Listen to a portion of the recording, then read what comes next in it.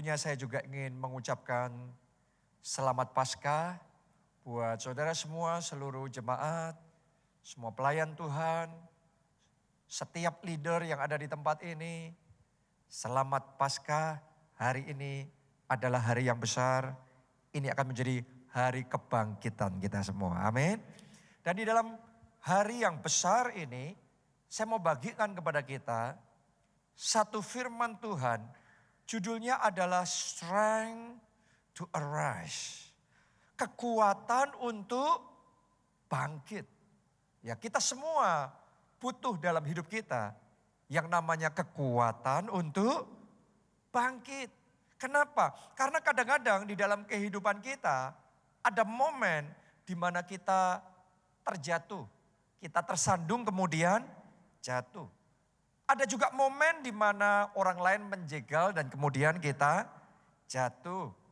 Ada juga momen peperangan di mana serangan dilancarkan dan kemudian kita jatuh. Yang manapun itu, tapi hari ini sementara kita merayakan kebangkitan Kristus, saya mau deklarasikan atas pekerjaanmu, atas kesehatanmu, atas keluargamu, atas visi dan impian yang Tuhan taruh dalam hidupmu, hari ini kebangkitan terjadi. Amin. Seperti Yesus bangkit, saudara dan saya juga bangkit.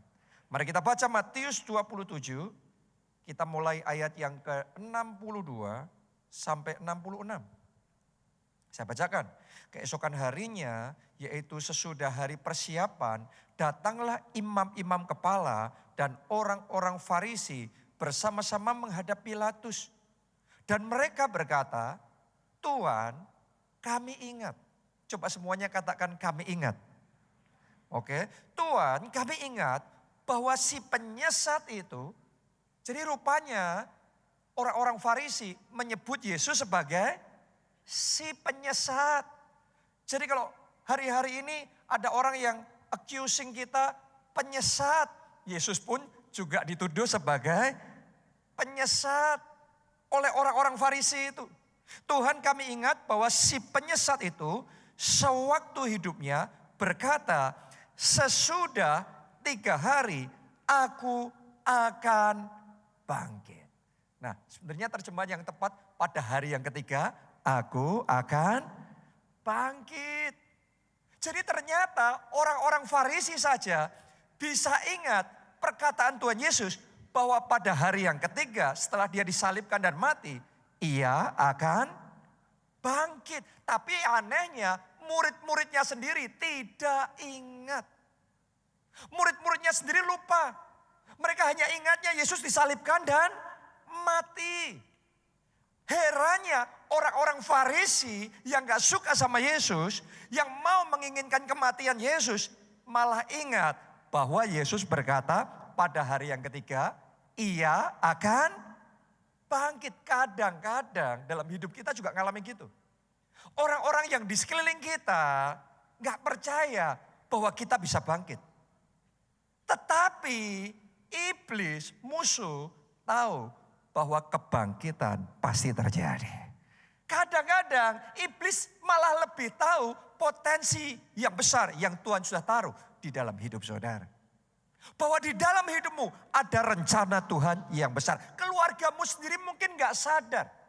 Teman-teman saudara mungkin menganggap Anda remeh, memandang sebelah mata. Tapi iblis tahu bahwa Tuhan punya rencana besar di dalam hidupmu. Ada potensi, ada karunia-karunia, talenta-talenta hebat yang dia sudah depositkan di dalam hidup saudara.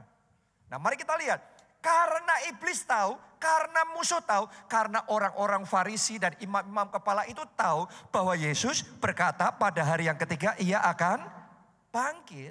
Mari kita lihat apa yang mereka lakukan. Ayat berikutnya, 64.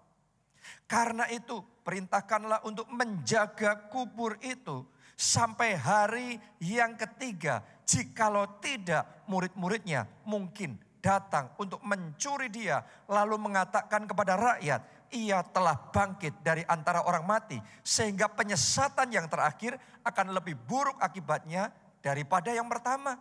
Kata Pilatus kepada mereka, ini penjaga-penjaga bagimu, Pergi dan jagalah kubur itu sebaik-baiknya.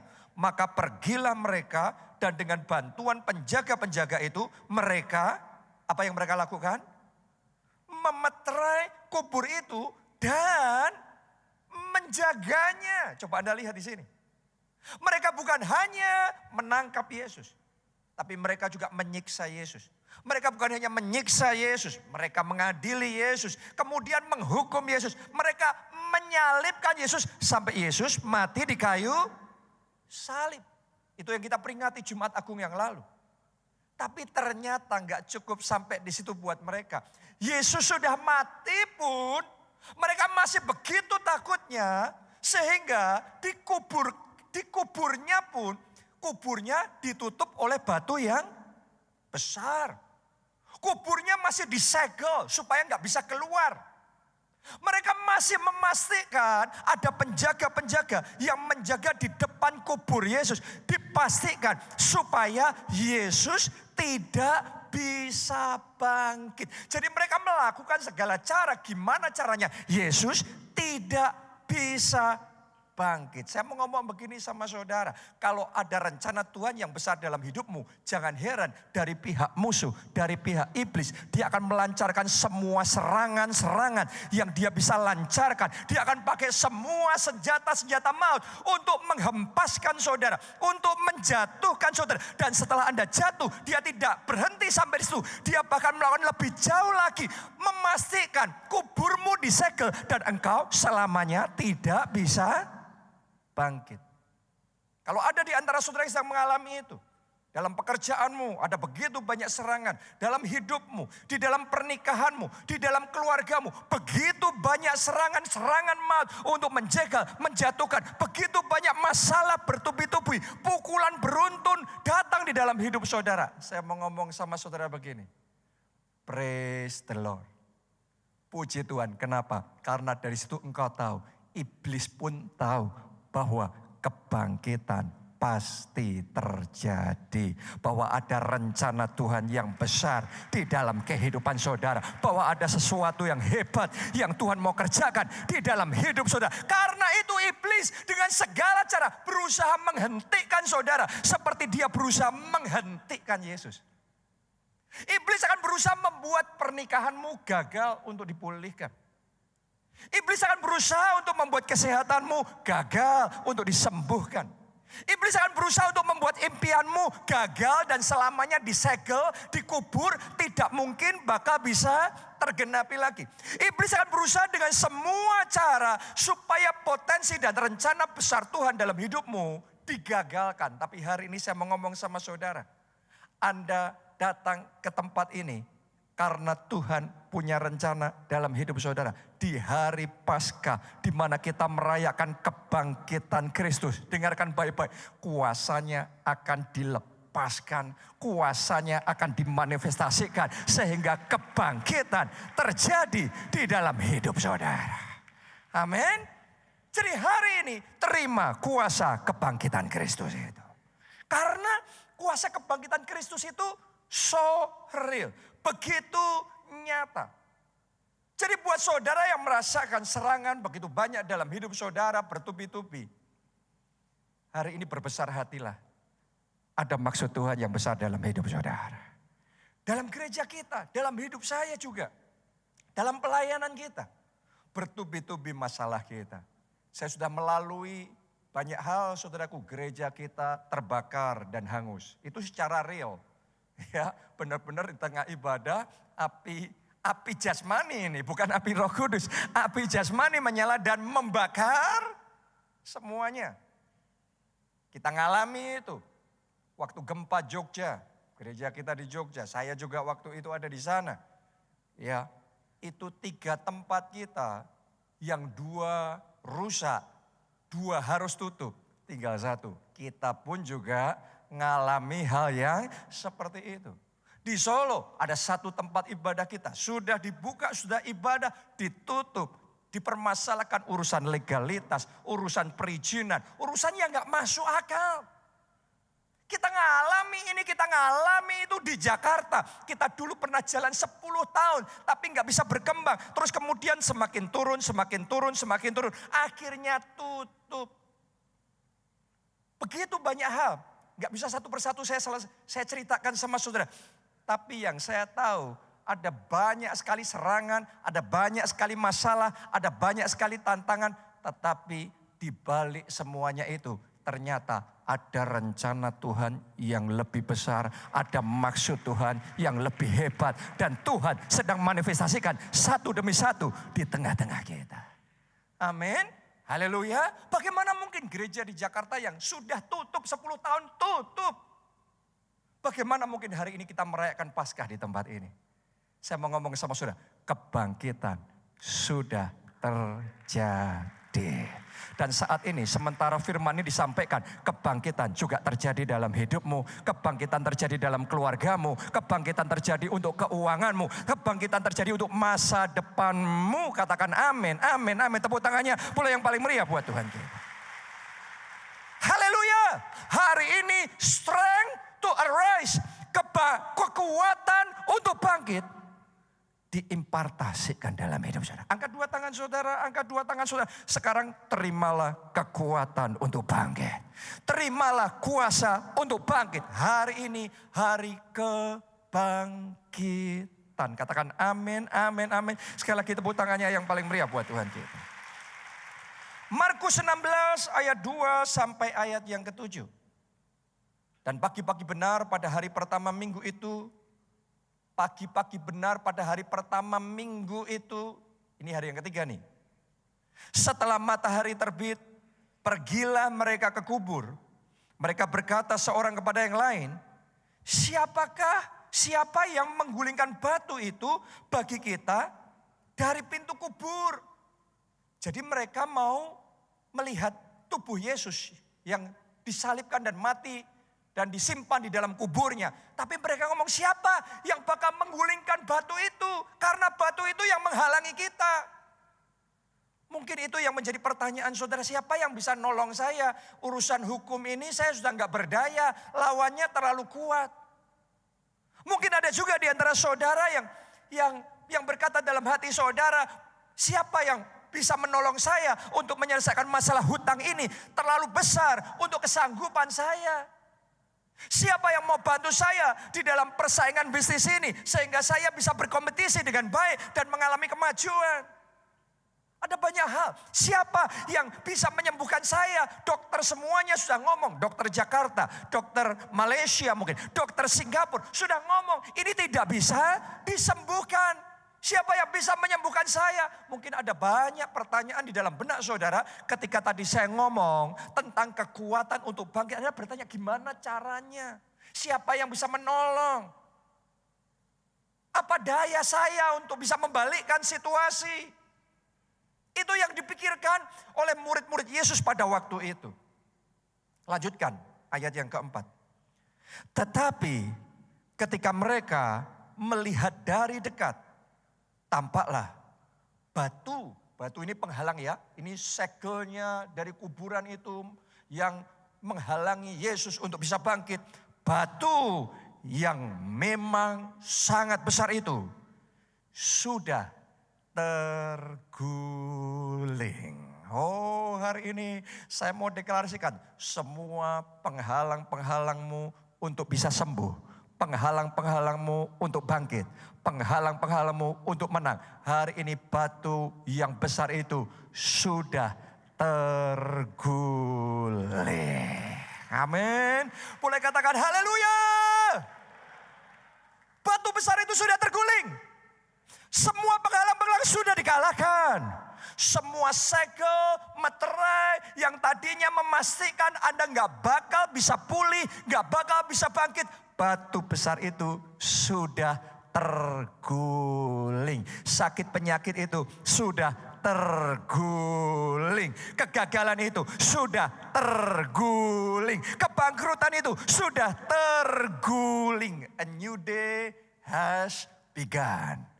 Hari yang baru sudah dimulai. Anda harus ngerti, Jumat Agung yang lalu kita memperingati hari kematian Kristus. Di situ adanya ratap tangis.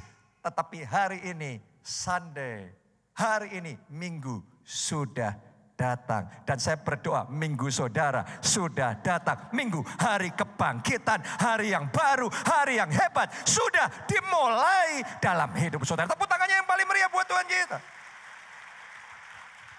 Ayat yang kelima. Lalu mereka masuk ke dalam kubur. Dan mereka melihat seorang muda yang memakai jubah putih duduk di sebelah kanan. Mereka pun sangat terkejut. Tetapi orang muda itu berkata kepada mereka, jangan takut. Kamu mencari Yesus orang Nazaret yang disalibkan itu. Ia telah bangkit.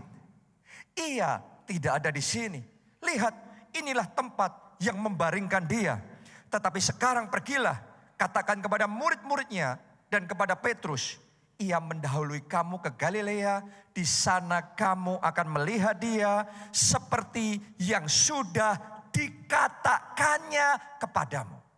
Hari ini firman mengatakan sama saudara, hari kebangkitan sudah dimulai. Hari kebangkitan pasti terjadi.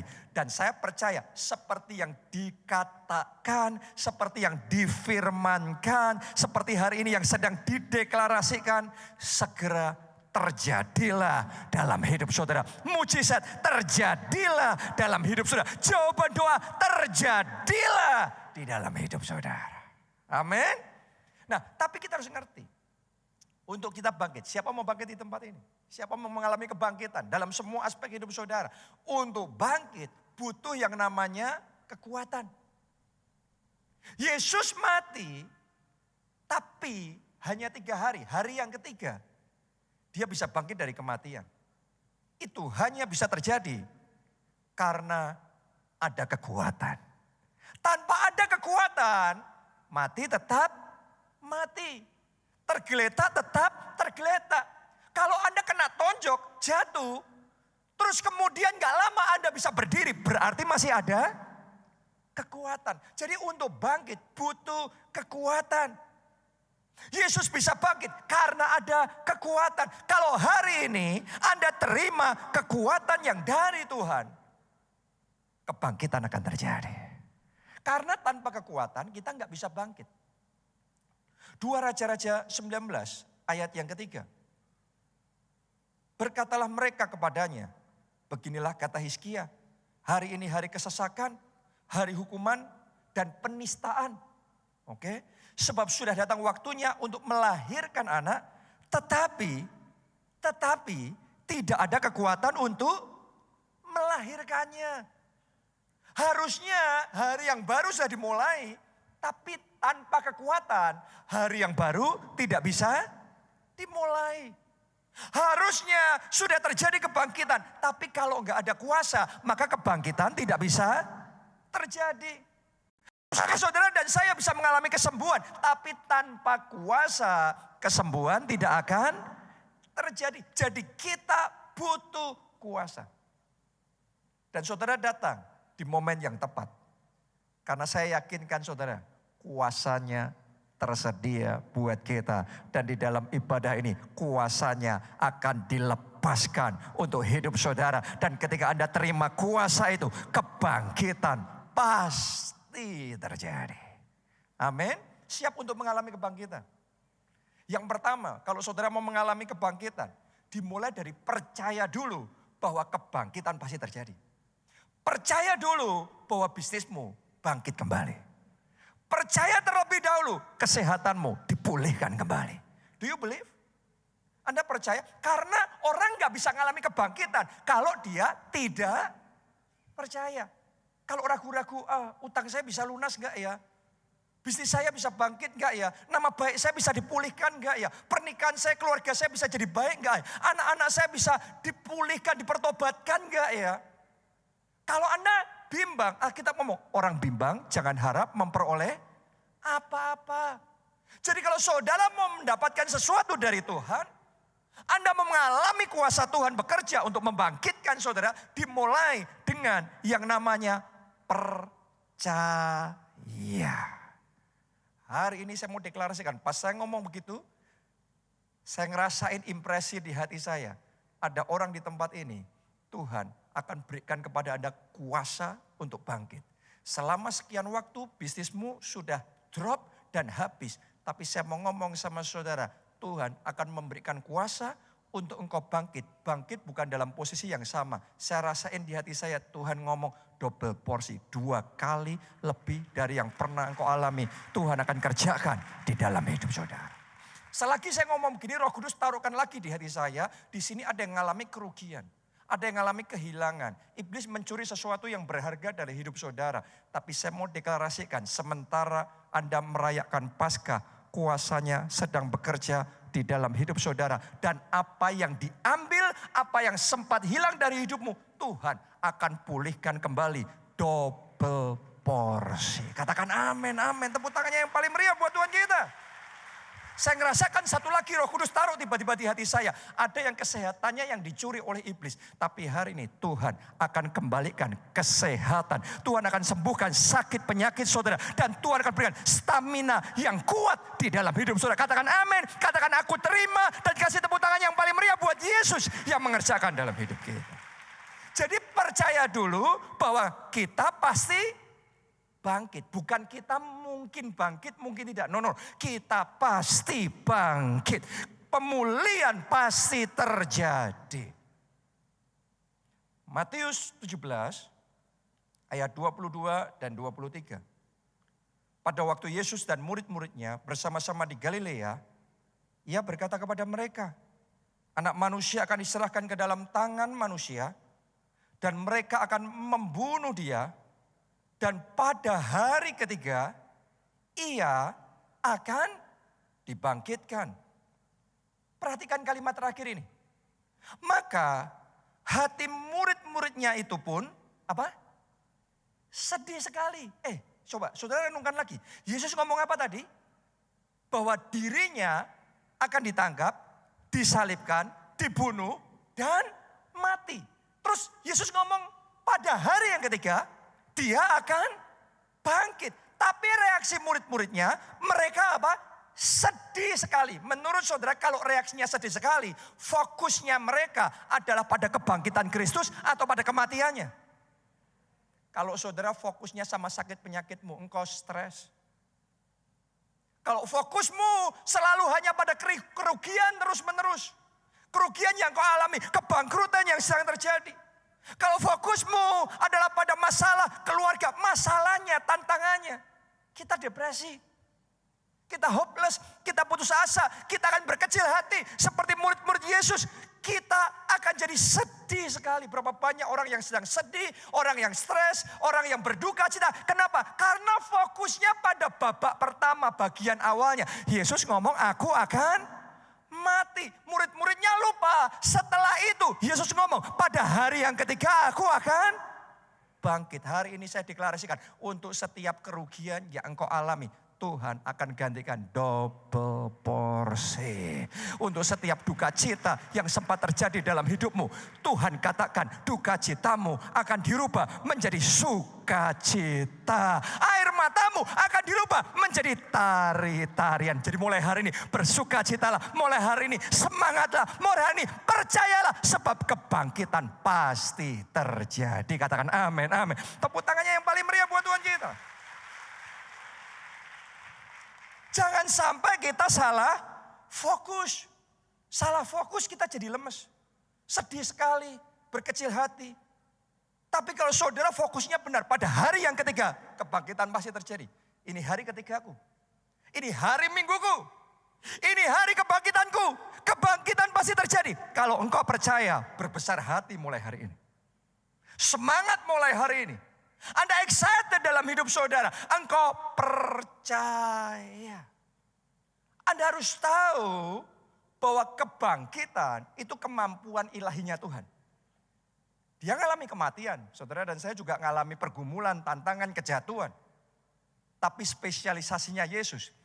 Kalaupun dia ngalami kematian, dia bisa bangkit kembali. Mulai hari ini saya deklarasikan dalam hidup saudara. Setiap kali engkau jatuh, engkau akan bangkit kembali.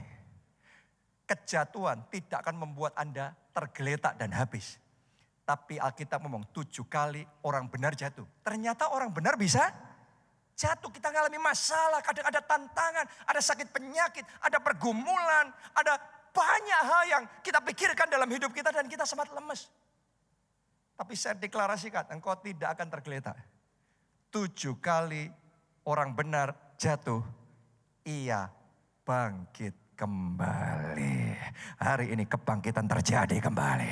Hari ini kebangkitan dalam hidup saudara. Kebangkitan dalam keuangan saudara. Kebangkitan sukacita saudara. Kebangkitan iman saudara. Kebangkitan dalam pelayanan saudara. Kebangkitan dalam kehidupan rohani saudara. Kebangkitan sudah dimulai.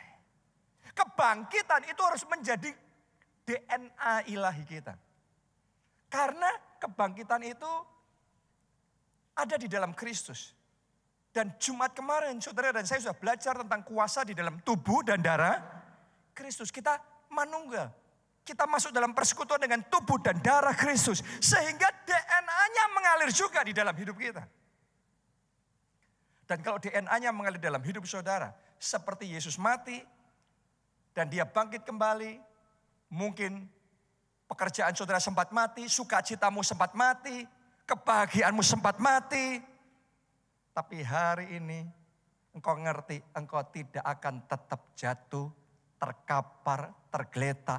Tapi engkau bangkit kembali. Karena ada kekuatan yang menopang saudara. Karena ada tangan kuat yang menopang hidup saudara. Jadi hari ini ambil keputusan untuk percaya kebangkitan pasti terjadi. Untuk setiap masalah yang saya hadapi dalam hidup saya percaya kebangkitan pasti terjadi. Ketika gereja kita ditutup, salah satu gereja kita di Mall Solo Paragon ditutup. Tadi saya cerita sama saudara, itu ditutup kalau enggak salah kurang lebih 5 tahun. Tapi 5 tahun itu kita fight, 5 tahun itu kita berjuang. 5 tahun kita pakai ini, kita doa, kita berseru sama Tuhan. Kita lakukan semua yang kita bisa lakukan. Kita tahu pertandingan hidup itu bukan urusan sekali gebrak, 2 kali gebrak. Ada orang yang dalam hidupnya menghadapi masalah begitu sudah dijungkalkan, tergeletak, jatuh. Terus kemudian menyerah. Saya mau ngomong sama saudara, selalu ada putaran berikutnya. Selalu ada babak berikutnya. Di babak ini mungkin kita yang jatuh, kita ditelikung dan kita jatuh. Tapi di babak berikutnya, kita ganti yang bangkit, kita ganti yang menekuk musuh, kita ganti yang mengalami kemenangan. Bahkan yang sudah ditutup, yang sudah habis, gak ada harapan lagi. Tapi ternyata oleh kuasa kebangkitan Kristus yang mati bisa dihidupkan kembali. Yang sudah ditutup bisa dibuka kembali. Doa saya untuk setiap pintu-pintu yang tertutup dalam hidupmu hari ini oleh kuasa Paskah, pintu-pintu itu terbuka. Tepuk tangannya yang paling meriah buat Tuhan yang sedang membukakan pintu-pintu dalam hidupmu. Pintu berkat terbuka. Pintu kemenangan terbuka dalam hidup saudara. Amin. Jadi percaya dulu. Kebangkitan itu pasti terjadi. Anda pasti bangkit. Yang kedua, take action. Bukan cuma percaya, tapi melangkah. Sungguh-sungguh mulai untuk bangkit. Ngambil langkah yang serius, langkah yang nyata. Karena engkau percaya, engkau ambil langkah iman, mulai kebangkitan saudara. Kita baca dulu. Efesus 5 ayatnya yang ke-14.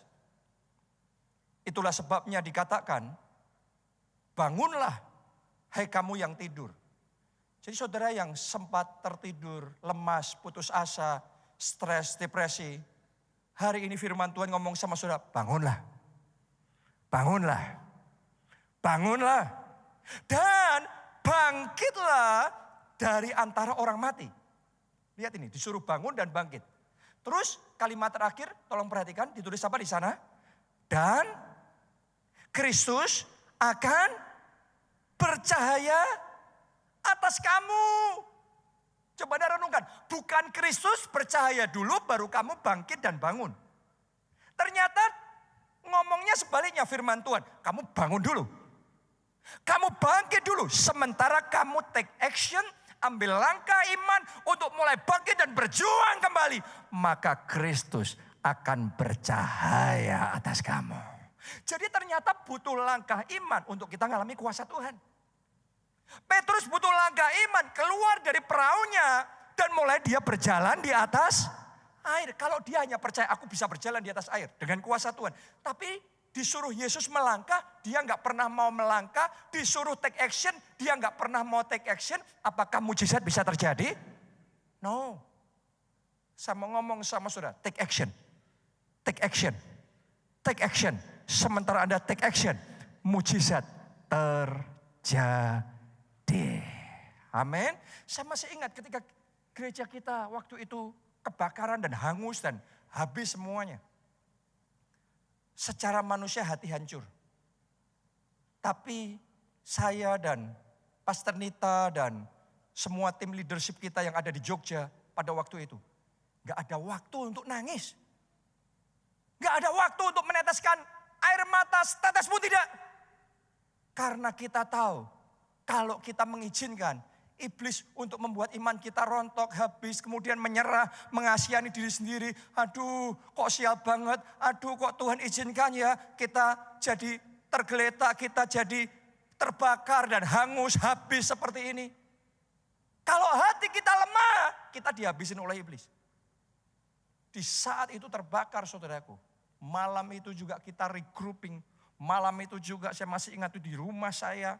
Sama para leaders kita kumpul, kita bergandengan tangan dan kita berdoa bersama-sama. Malam itu juga, itu malam-malam saudaraku. Kita cari tempat, kita cari tempat, kita cari tempat. Dan malam itu juga kita dapat pengganti tempatnya. Malam itu juga kita buat pengaturan sehingga hari Minggunya ibadah bisa berjalan. Coba saudara renungkan ini. Kita segera atur ulang lagi, renovasi yang sudah hangus terbakar direnovasi. Itu nggak masuk akal. Saya ngerti untuk kayak jadiin interior kayak gini ini butuh waktu yang nggak cepet ya. Butuh waktu yang cukup lumayan juga. Tapi saudara tahu nggak, hanya dalam waktu 3 bulan setting semua selesai. Saya mau ngomong sama saudara, ketika iblis memukul saudara untuk jatuh, Anda jangan terlalu lama terus mengasihani diri di lantai. Ayo bangkit kembali. Dan fight lagi, berjuang kembali. Ketika Anda berjuang kembali, kuasa kebangkitannya akan mulai bekerja. Kristus akan bersinar dan bercahaya. Dia akan turut bekerja dalam segala perkara untuk mendatangkan kebaikan. Dia turut bekerja, dia nggak kerja sendiri. Dia turut bekerja. Banyak orang Kristen berharap Tuhan kerja sendiri. Tapi Roma 8 ayat 28, Allah turut bekerja. Artinya Anda bekerja, dia bekerja. Sementara kita bangun, sementara kita bangkit, maka Kristus akan bercahaya atas kita. Kristus akan mulai bersinar dalam hidup kita. Dan kalau Kristus bersinar, semua yang gelap dirubah jadi terang. Mulai hari ini, masa depanmu yang sempat gelap, Tuhan akan buat terang kembali.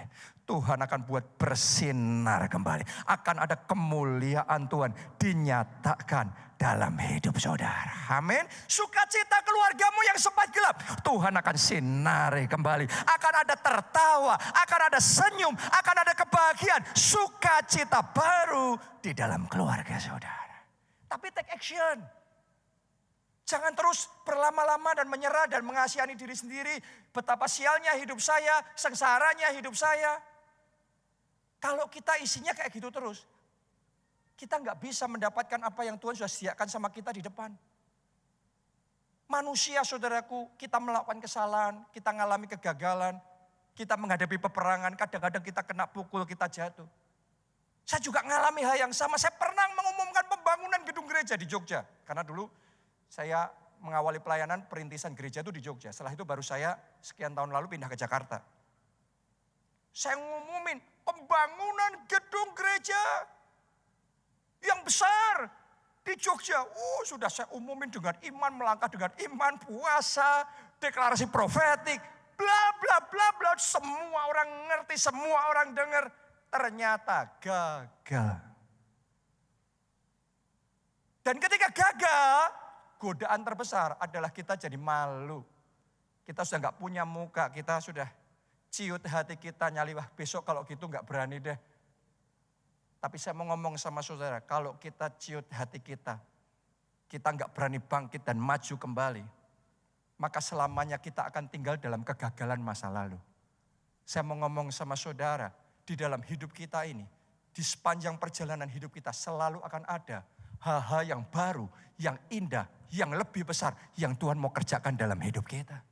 Tapi kalau pandangan kita terus menengok ke belakang, kegagalan yang ke belakang, kerugian yang di belakang, kesalahan yang di belakang, kita ngelihatnya belakang. Padahal hidup ini terus berjalan maju. Dan Tuhan mau ngasih hal yang baru, ngerjain hal yang baru. Tapi gara-gara nengoknya ke belakang terus salah, kita gagal mendapat hal-hal yang baru, yang lebih besar, yang lebih indah. Tuhan kerjakan dalam hidup kita. Hari ini saya mau ngomong sama saudara, yang sudah lalu, sudah lalu. Hari ini tataplah hari esok, bangkit kembali, maju kembali, berjuang kembali. Anda akan melihat yang lebih besar, yang lebih indah, yang lebih dahsyat. Dia akan kerjakan dalam hidup saudara. Ketika saya berhasil make peace with myself, berdamai sama diri sendiri akan satu proyek kegagalan pembangunan gereja di Jogja itu. Gara-gara itu saudaraku, saya bisa move on, bangkit dan berjuang kembali. Dan sekarang Tuhan gantikan berlipat-lipat kali ganda, lebih besar, lebih dahsyat dari yang dulu saya pernah kehilangan itu. Hari ini saya mau ngomong sama saudara, kehilanganmu di masa lalu tidak menentukan masa depanmu. Tuhan itu sanggup dan berkuasa. Kadang-kadang kita ngalami kehilangan seperti Ayub. Diizinkan ngalami kehilangan semuanya ludes. Terus kemudian Tuhan pulihkan 2 kali ganda. Tapi kita manusia kadang berpikir kalau bisa ya gak usah hilang sama sekali lah. Ya kita semua berpikirnya juga gitu. Tapi Ayub diizinkan ngalami kehilangan. Setelah itu dia belajar untuk berjalan bersama Tuhan. Dia belajar percaya sama Tuhan. Dan ketika dia dipulihkan 2 kali lipat. Saya tahu ada orang-orang di tempat ini. Mungkin karena kesalahan saudara. Atau mungkin karena serangan dari pihak orang lain yang tidak suka menjegal, menyabotase, menyerobot berkatmu. Menipu saudara, mengkhianati saudara. Sehingga Anda seperti seolah-olah mundur 10 tahun, 20 tahun. Anda mengalami kerugian besar. Tapi saya rasakan di hari Paskah ini, saya mau deklarasikan untuk setiap kemunduran dan kerugian yang kau alami, Tuhan akan gantikan dengan keuntungan. Tuhan akan gantikan dengan berkat. Tuhan akan gantikan dengan akselerasi, percepatan, berlipat kali ganda. Dia kerjakan dalam hidup saudara. Amin. Haleluya. Move on. Ayo bangkit, maju, berjuang lagi. Karena kebangkitan pasti terjadi. Dan saran saya, kalau saudara mau mengalami kebangkitan, belajar tidak mendengarkan perkataan-perkataan negatif yang bisa menggagalkan kebangkitanmu. Mau mengalami kebangkitan? Bangkit tidaknya itu seringkali tergantung satu, kuasa Tuhan bekerja apa tidak. Yang kedua, kita percaya apa tidak. Dan kita percaya apa tidak, tergantung suara yang Anda dengar yang mana. Kalau Anda dengarnya khotbah yang seperti ini, saya yakin imanmu sedang dibangkitkan, imanmu sedang dikobarkan. Engkau yang tadinya sempat tawar hati, sekarang Anda mulai apinya menyala kembali. Tapi kalau Anda nggak jaga, baik-baik telinga saudara, mendengarnya salah, iman yang sudah kuat bisa goyang lagi. Api yang sudah hidup bisa padam kembali. Makanya saya ingin ajak Anda baca satu kisah terakhir. Di Markus 5 ayat 35 sampai 42. Ini kisah saat Tuhan Yesus membangkitkan anak Yairus. Maukah saudara Yesus membangkitkan masa depanmu kembali? Maukah saudara Yesus membangkitkan visi dan impianmu yang sempat terhempas? Maukah saudara Yesus membangkitkan sukacita saudara? Nah mari kita lihat gimana caranya. Di Markus 5. Kita mulai ayat yang ke-35. Pemain musik boleh maju ke depan. Ketika Yesus masih berbicara, datanglah orang dari keluarga kepala rumah ibadat itu dan berkata, anakmu sudah mati. Apa perlunya lagi engkau menyusah-nyusahkan guru? Yairus sedang berjuang supaya anaknya sembuh, hidup. Tapi ada orang-orang yang ngomong, nggak usah lah. Sudah mati. Nasi sudah terlanjur jadi bubur. Nggak ada harapan. Ngapain nyusahin Yesus lagi? Kayaknya nggak mungkin deh. Kayaknya mustahil deh. Akan ada selalu perkataan-perkataan yang ngomong sama saudara. Nggak mungkin deh. Itu mustahil. Impianmu, visimu, imanmu itu mustahil. Tidak mungkin. Dan untuk setiap perkataan tidak mungkin itu. Lihat apa yang Yesus katakan kepada Yairus. Hari ini Yesus juga ngomong sama saudara. Tetapi Yesus tidak menghiraukan perkataan mereka. Tidak semua perkataan harus Anda hiraukan. Tidak semua konten YouTube harus Anda hiraukan. Tidak semua khotbah harus Anda hiraukan. Karena ada khotbah-khotbah yang menentang kebangkitan terjadi. Mujizat itu adanya zaman Yesus dulu. Sekarang nggak ada lagi. Yang saya tahu Yesus kita tidak berubah. Dulu, sekarang, sampai selama-lamanya. Dulu dia masih kerjakan mujizat. Hari ini pun dan seterusnya dia masih berkuasa untuk mengerjakan mujizatnya di dalam hidup kita. Anda tidak harus mendengarkan perkataan orang-orang yang ngomong gak mungkin, mustahil. Sudah habis, sudah gak ada harapan. Pernikahanmu gak mungkin bisa dipulihkan. Anak-anakmu sudah rusak. Tapi ditulis di sini. Yesus tidak menghiraukan perkataan mereka. Anda harus belajar untuk tidak menghiraukan perkataan-perkataan yang salah. Yang melemahkan. Dan berkata kepada kepala rumah ibadat. Apa katanya? Ayo yang keras apa katanya? Lebih keras apa katanya? Jangan takut, terus percaya saja. Hari ini saya mau ngomong sama saudara, karena di tempat nih ada orang yang hatinya sedang digeluyuti dengan ketakutan. Firman Tuhan ngomong sebenarnya, jangan takut. Jangan stres. Jangan sedih, jangan kecewa. Jangan berkecil hati.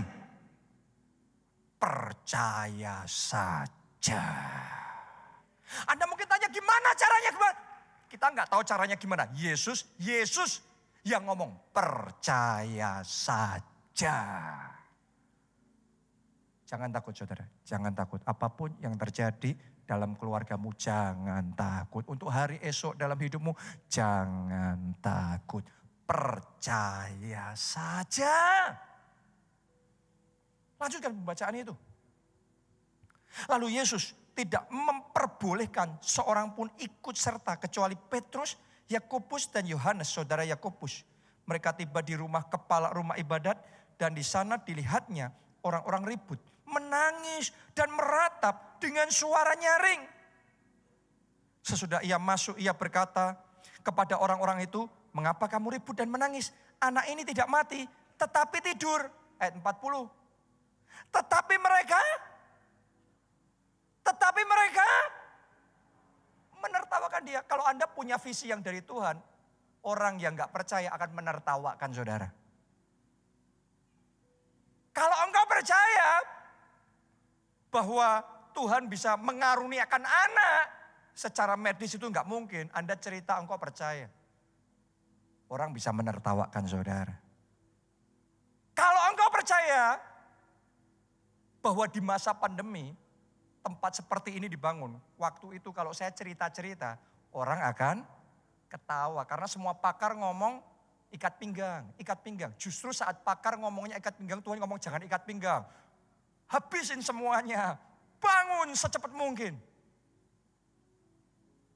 Saudara mau kuasa Tuhan bekerja dalam hidup saudara, saudara mau melangkah bersama dengan Tuhan, Anda mesti siap ditertawakan sama orang-orang yang tidak percaya. Tetapi mereka menertawakan dia. Yesus saja ditertawain, jangankan Anda sama saya. Mereka menertawakan dia.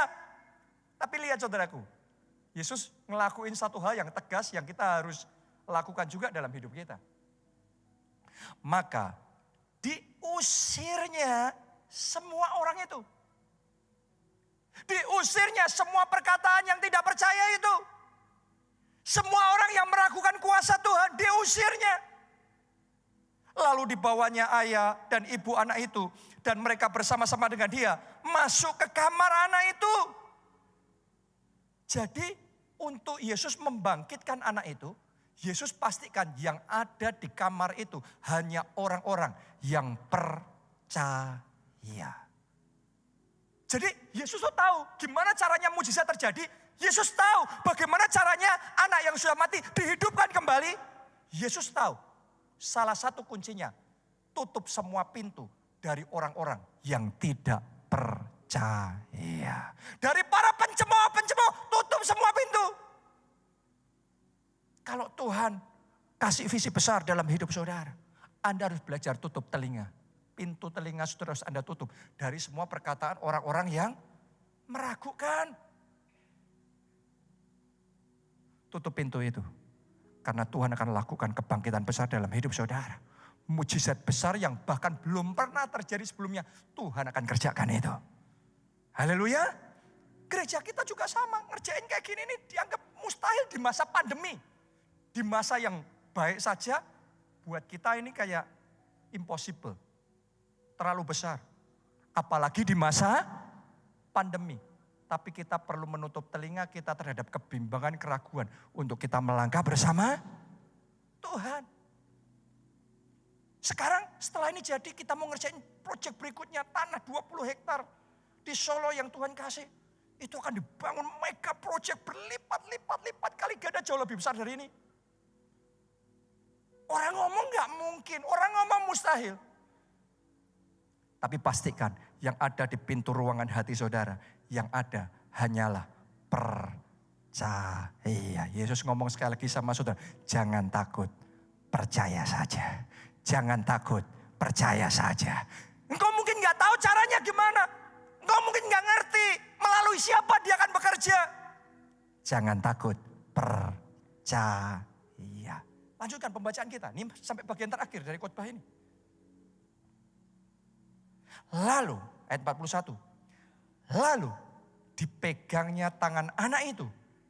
Katanya, tali takum. Semuanya katakan tali takum. Katakan tali takum. Yang berarti, hai anak, aku berkata kepadamu, bangunlah. Tali takum, bangkitlah. Kamu yang mati, bangunlah, bangkitlah. Ayat 42, seketika itu juga anak itu bangkit, berdiri dan berjalan. Sebab umurnya sudah 12 tahun. Semua orang yang hadir sangat takjub. Keluargamu akan takjub. Teman-teman di sekeliling saudara yang mencemooh, yang meragukan akan takjub. Ketika kuasa itu bekerja dan kebangkitan terjadi. Hari ini saya mau ngomong dalam hidupmu untuk keuanganmu, tali takum. Untuk bisnismu, tali takum. Untuk karirmu, tali akum. Untuk setiap aspek hidup saudara yang sempat mengalami kematian. Hari ini saya mau ngomong, kebangkitan terjadi. Jangan takut, percaya saja. Amin.